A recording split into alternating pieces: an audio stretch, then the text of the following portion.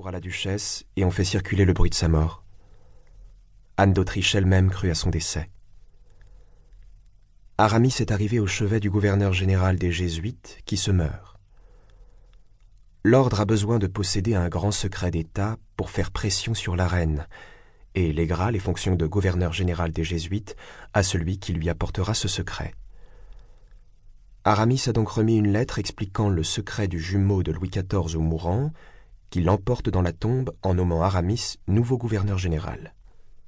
Aramis, à présent riche, va voir Fouquet. Il le connaît pour avoir fait fortifier en grand secret la forteresse de Belle-Île, qui appartient au surintendant des finances.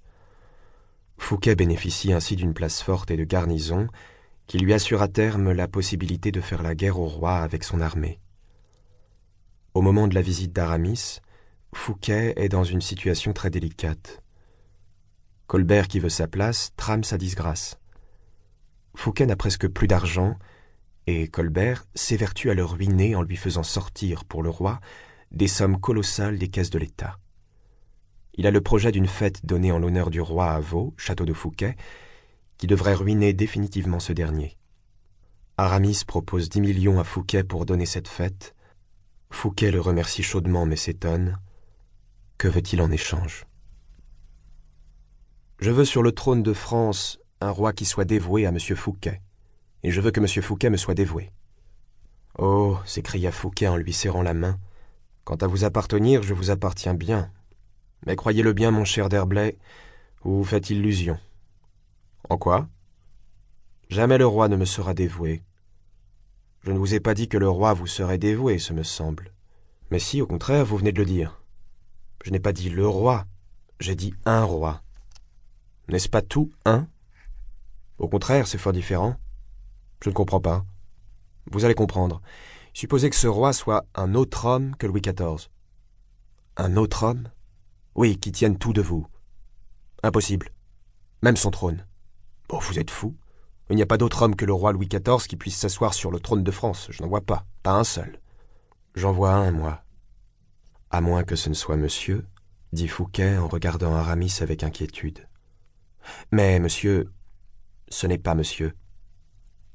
Mais comment voulez-vous qu'un prince qui ne soit pas de la race, comment voulez-vous qu'un prince qui n'aura aucun droit, mon roi à moi, ou plutôt votre roi à vous, sera tout ce qu'il faut qu'il soit. Soyez tranquille. Prenez garde, monsieur d'Herblay, vous me donnez les frissons, vous me donnez le vertige. Aramis sourit. Vous avez le frisson et le vertige à peu de frais, répliqua-t-il. Oh, encore une fois, vous m'épouvantez. Aramis sourit. Vous riez, demanda Fouquet. Et le jour venu, vous rirez comme moi. Seulement, je dois maintenant être seul à rire. M'expliquez-vous ? Au jour venu, je m'expliquerai, ne craignez rien. Vous n'êtes pas plus Saint-Pierre que je ne suis Jésus, et je vous dirai pourtant, homme de peu de foi, pourquoi doutez-vous ? Eh, mon Dieu, je doute. Je doute parce que je ne vois pas. C'est qu'alors vous êtes aveugle. Je ne vous traiterai donc plus en Saint-Pierre, mais en Saint-Paul. Et je vous dirai, un jour viendra où tes yeux s'ouvriront. Oh, dit Fouquet, que je voudrais croire. Vous ne croyez pas, vous à qui j'ai fait 10 fois traverser l'abîme où seul vous vous fussiez engouffré. Vous ne croyez pas, vous qui de procureur général êtes monté au rang d'intendant, du rang d'intendant au rang de Premier ministre, et qui du rang de Premier ministre passerait à celui de maire du palais. Mais non, dit-il avec son éternel sourire. Non, non, vous ne pouvez voir, et par conséquent, vous ne pouvez croire cela. Et Aramis se leva pour se retirer. Un dernier mot, dit Fouquet. Vous ne m'avez jamais parlé ainsi. Vous ne vous êtes jamais montré si confiant, ou plutôt si téméraire. Parce que pour parler haut, il faut avoir la voix libre. Vous l'avez donc ?